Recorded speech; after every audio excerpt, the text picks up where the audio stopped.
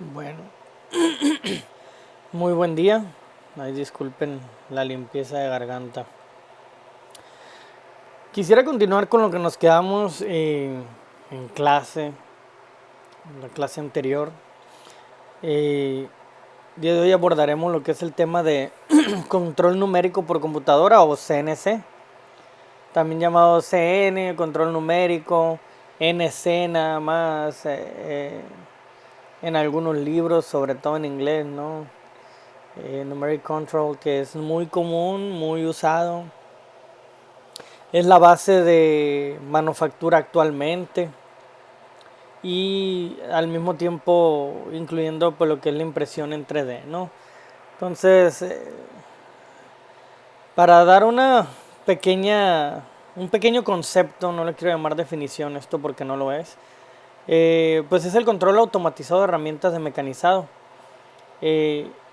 E impresoras 3D por medio de una computadora. Una máquina CNC procesa una pieza de material, ya sea de metal, plástico, madera, cerámica o compuesto o cualquier material que pueda ser mecanizado.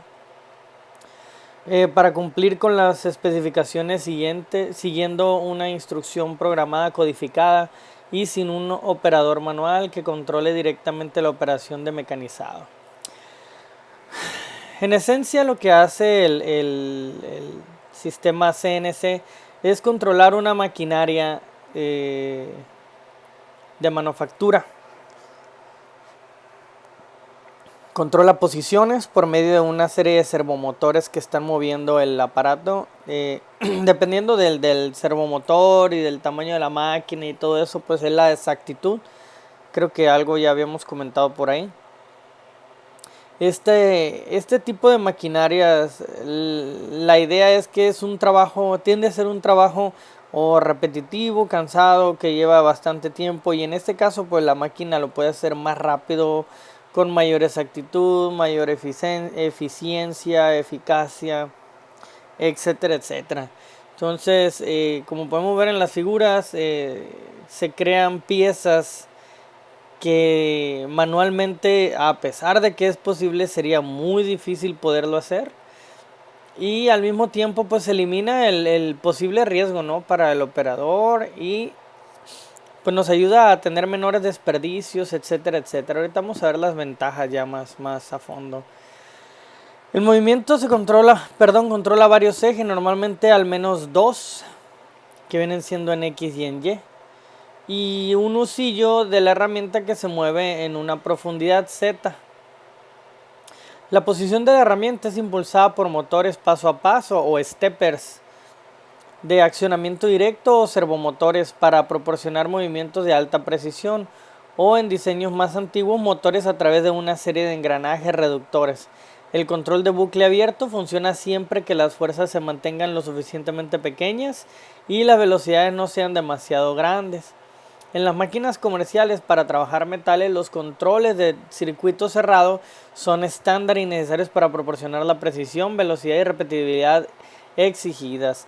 Si alguno de ustedes ya llevó lo que es control, lo que es automatización, etcétera, etcétera, entenderán lo que consiste pues un bucle abierto y un bucle cerrado o un loop que también se le llama en programación, ¿no? Donde únicamente se manda una orden y no se controla las ciertas variables, hay que decirlo, ¿no? Porque a lo mejor sí puede haber control de ciertas variables. Algunas variables no están siendo controladas, sobre todo las que son del interés. Le llamamos bucle abierto. No existe una retroalimentación, simple y sencillamente una orden y nosotros asumimos que dicha orden fue llevada a cabo. De hecho, hay gente que considera que las impresoras 3D, estas de la figura derecha, son de bucle abierto porque no tienen una retroalimentación de la posición. Tenemos que confiar en que la banda y los engranajes y todo no se van a brincar y van a estar en la misma posición, cosa que sí pasa, ¿no? Muy seguido para los que imprimen en 3D o lo han hecho. Sabrán que es una friega porque se está brincando, se va, sobre todo cuando aumentas mucho la velocidad, cosa que no pasaría si fuera bucle cerrado, ¿no? Porque entonces conoceríamos la posición. Aún así, si fuera de bucle cerrado, si se brincara y el sensor está dentro de ese mecanismo, la banda, como estoy diciendo, pues sería la misma prácticamente, ¿no? El que no se debería brincar sería el sensor. Si el sensor no se brinca, pues no hay problema, ¿no? La máquina sigue corrigiendo con respecto a la posición del sensor, algún odómetro, etcétera, etcétera. Pero pues en general la gran mayor parte no tienen un sensor. En cambio en la CNC y esos, algunas y la mayoría tengo entendido sí tienen algún sensor, ¿no? Yo he trabajado con algunas que no tienen y aún así no se brincan, la verdad es que son muy confiables. De la misma forma las impresoras 3D pues se siguen haciendo así, ¿no? Y eso también para abaratar un poco los costos. Pero bueno, el punto es que asumimos que la posición está en donde mismo, ¿no? Donde nosotros dijimos o ordenamos que tenía que estar. Eso podría considerarse bucle abierto, bucle cerrado, ¿no? De la misma forma va con asegurarse de la forma de la pieza, etcétera, etcétera. Y pues no, realmente estas máquinas lo único que hacen es seguir una serie de órdenes por un código. Es todo. ¿Cuáles son las ventajas? La precisión es mejor, hay seguridad o existe un más alto nivel de seguridad que si la persona lo trabajara con la mano. La alta precisión del proceso, que pues vaya, viene a ser la misma precisión que estaba hablando. La reducción de los residuos, puesto que hay menos errores, la máquina va derechito al trabajo que tiene que hacer.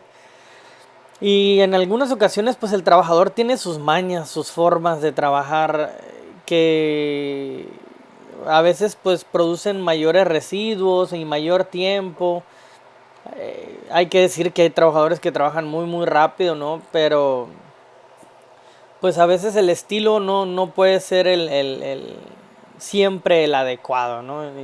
En una empresa no podemos estar corriendo esos riesgos siempre porque tenemos pérdidas y nunca se sabe cuándo un pequeño ahorro va a hacer la diferencia, ¿no? Entre el éxito o el fracaso.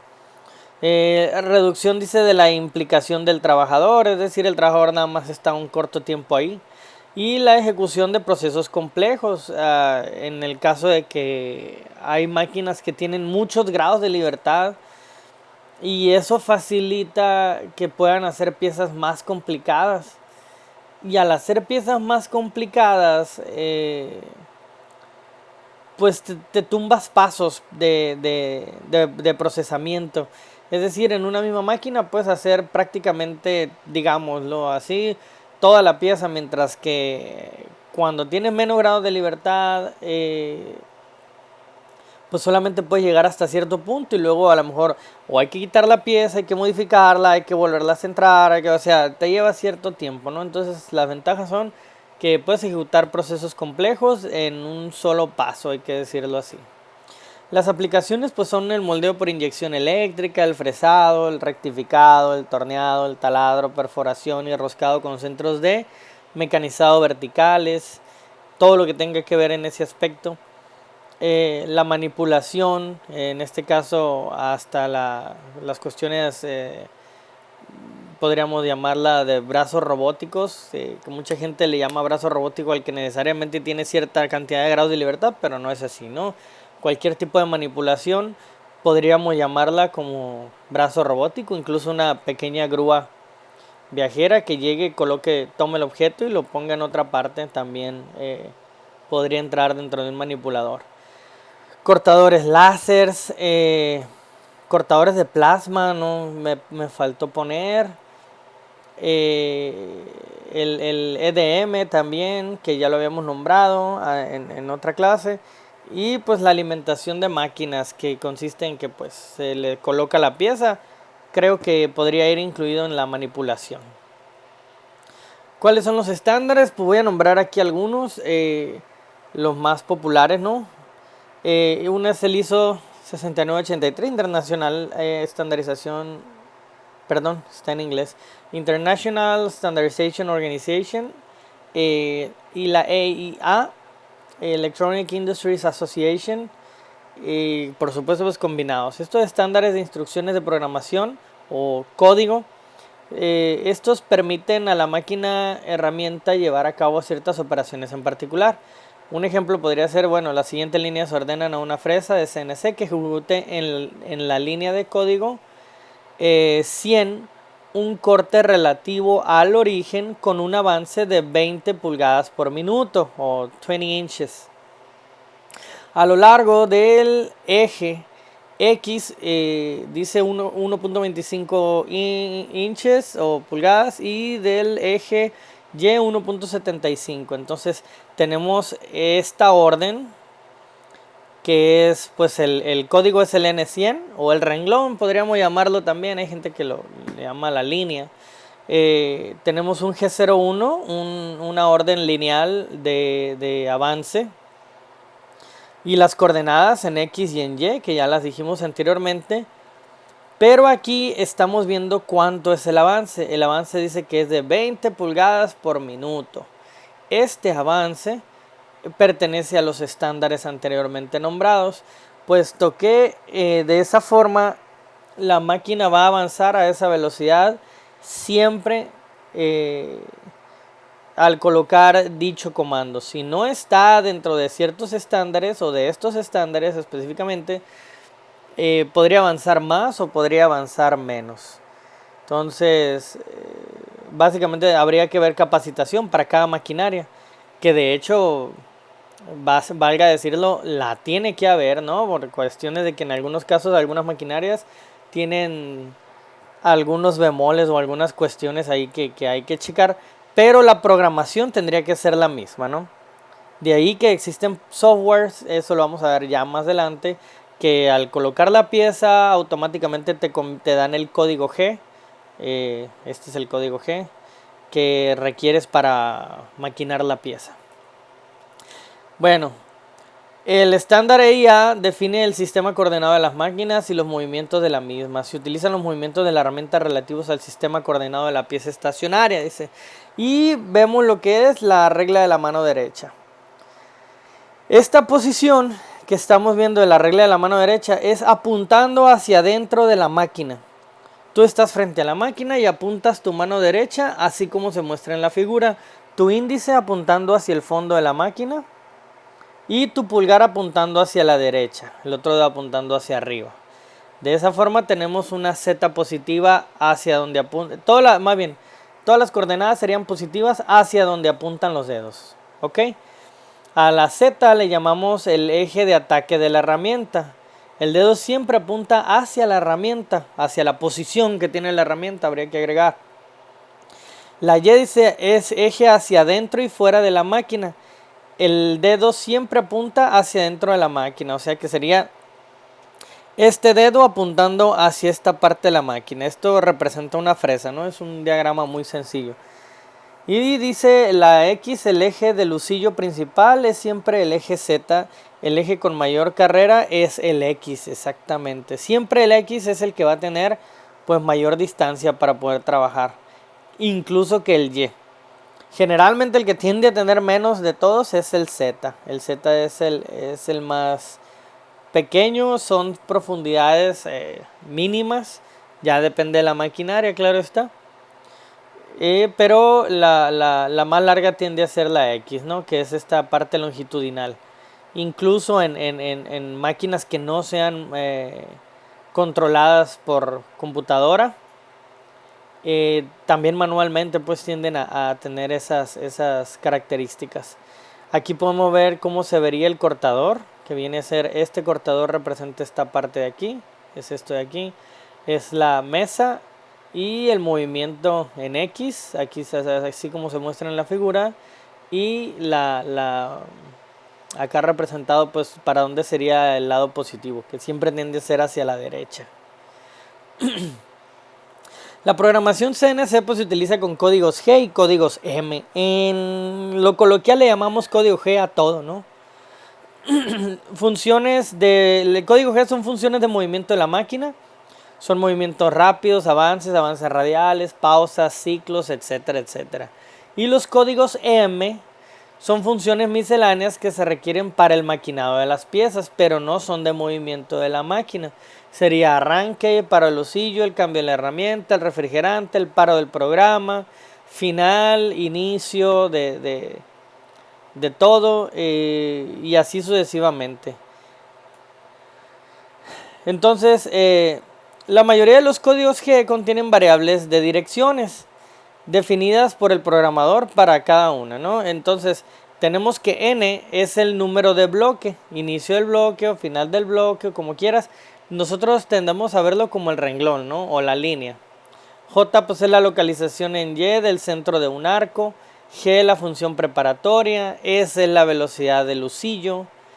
X, Y, Z la coordenada, las coordenadas pues en X, en Y y en Z. Se tiene que poner antes esta letra. K es la localización en Z del centro de un arco y la localización en X del centro de un arco. F es la asignación para corte cuando ya estás en avance. Y M pues son las funciones misceláneas de las que antes hablamos. En su momento les enviaremos, si alguien gusta lo puedo adjuntar aquí mismo o darles un link para el acceso aquí en donde va a estar el video. Abajo en los comentarios lo podemos pegar para que accedan a los códigos. ¿Qué es el G00, G01, G02, M30, M28? Todos y cada uno, ¿no? ¿Qué significan y cómo se utilizan? Las restricciones en los bloques dice, pues deben de contener únicamente un solo movimiento de la herramienta. Es decir, por cada línea que nosotros hacemos es un movimiento que va a hacer la herramienta. No podemos poner más movimientos por línea. Debe contener únicamente una velocidad de corte. La máquina va a adquirir generalmente la velocidad que se le da inicialmente. Si la das después, habría que arrancar y parar el giro, y no todas las máquinas lo agarran, curiosamente. No sé qué se deba, no sé si las más nuevas ya lo estén agarrando, espero que sí, pero generalmente con la velocidad que entran es con la velocidad que se quedan. Debe contener únicamente una herramienta o velocidad de lucillo. El número del bloque debe ser secuencial. Generalmente aquí nos estamos refiriendo a un bloque de trabajo, ¿no? A una línea. No puedes estar poniendo muchas porque no te lo va a registrar, o te registra el primero que metiste o te registra únicamente el último. Es como que es una orden por bloque y es todo lo que puedes hacer. La orden puede ser compleja o puede ser sencilla. Me refiero a que o puede ser un movimiento muy simple, muévete de aquí a fulano punto y ya. O bien puedes poner muévete de aquí a fulano punto con este arco, esta forma, esta velocidad, con este avance. O sea, sí se puede especificar algunas cosas. El procedimiento dice, pues consiste en desarrollar un orden de las operaciones, como vamos viendo aquí que va siguiendo un orden, y el lucillo lo va, o más bien la máquina más bien va siguiéndolo. Planear las secuencias de principio a fin antes de escribir el programa. Esto lo vamos a ver en el siguiente video. O en la siguiente clase, quiero que usemos hoja cuadriculada y veamos exactamente paso a paso para no alterar la pieza una vez que se han hecho los maquinados, y moverla de manera de que no te eche a perder el resto de la pieza. No sé si me explico. Algunas partes ya están hechas y a veces uno mueve la pieza y echa a perder otras partes. Entonces todo eso tiene que ser contemplado. Y todo eso se tiene que hacer antes de ponerlo en la máquina, por supuesto, ¿no? Para eso sirven los simuladores como el que estamos viendo aquí a la derecha. Hacer los cálculos necesarios, el cálculo de las coordenadas, indicar las coordenadas sobre el dibujo o utilizar hojas de coordenadas. Estas son muy útiles. Yo les voy a solicitar que usen hoja cuadriculada, no tengo ningún problema. Pero si la pieza tiene mucho detalle vas a batallar. Yo les diría que utilizaran hoja milimétrica, que esa en cualquier papelería se puede conseguir. Elegir la herramienta y velocidades de corte, muy importante. Ahí después vamos a ver un poquito con más detalle que al irse moviendo la herramienta hay que considerar que tiene un grosor. Entonces, si tú te mueves sobre la línea, quieres dibujar un círculo de 10 milímetros de diámetro, y tu herramienta mide 2 milímetros de diámetro, si tú haces el círculo a 10 milímetros de diámetro, automáticamente te estás comiendo 1 milímetro hacia adentro y te va a terminar quedando de 8. Entonces tendríamos que irnos 1 milímetro hacia afuera de ese diámetro y hacerlo alrededor. De ahí que por eso tiene que ser bien planeado y elegir con cuidado qué herramientas se van a utilizar y qué velocidades llevan la herramienta con el material que estás utilizando. No es la misma velocidad y posiblemente no es la misma herramienta, aunque hay herramientas que sí podemos utilizar con varios materiales, pero no es la misma herramienta ni en la misma velocidad para aluminio que para fierro, que para acero de 5º grado, de hecho muy difícil de mecanizar, que para el cobre, el bronce, no sé si ya dije el aluminio, y así sucesivamente. Asegurarse, dice, de las herramientas que se encuentren disponibles, muy importante. ¿Cuáles son los movimientos básicos? Vamos a entrar un poquito a materia y yo creo que vamos a detenernos en esta parte. Vamos a ver los primeros. G00 es movimiento rápido. Generalmente en el G00, si tú ya asignaste una velocidad, la máquina o el husillo empieza a girar, pero decimos que está girando en vacío. No está girando con avance de corte. Por lo que si tú tocas la pieza con G00, si la pieza es dura, te va a quebrar la herramienta. No va a hacer el maquinado. Si la pieza es muy blanda, pues no va a importar, no hay problema. Pero aún así te va a echar a perder. Porque el G00 es un movimiento muy rápido en comparación con el de avance lineal, que es el G01 que tenemos aquí. Ya G02 y G03 le llaman interpolación circular o avances en arcos. Es decir, te van de un punto A un punto B creando un arco. Por lo tanto, te tenemos que poner en dónde estás, a dónde te diriges y con qué arco lo tienes que hacer. Hay que tener cuidado porque el arco, la pronunciación del arco nunca podrá ser menor que la distancia que existe entre los puntos que estamos dibujando. En este caso, el radio de los puntos que estamos dibujando. Que si va de X en 0 hasta X en 10, pues el círculo que te puede dibujar, ya sea a favor de la manecilla del reloj o en contra de la manecilla del reloj, no va a poder ser menor de 5, que viene siendo la mitad de la distancia. Si es menor de 5, no te lo va a dibujar. Así de sencillo, no va a poder. Porque te va a hacer un arco menor de 5, digamos de 4, por ejemplo, entonces te quedaría de 8 la distancia y no iría de 0 a 10, iría de 0 a 8. Entonces, tenemos dos formas de trabajar. Unas son las coordenadas absolutas y otras son las que dependen de la posición actual en la que se encuentra el husillo. ¿Dónde está la herramienta, no? Entonces, ¿cómo son estas que son relativas? En las absolutas siempre va a estar esta posición con respecto al cuadrante que tiene la máquina. Bueno, vamos a hablar un poco más técnico, al sistema inercial de la máquina.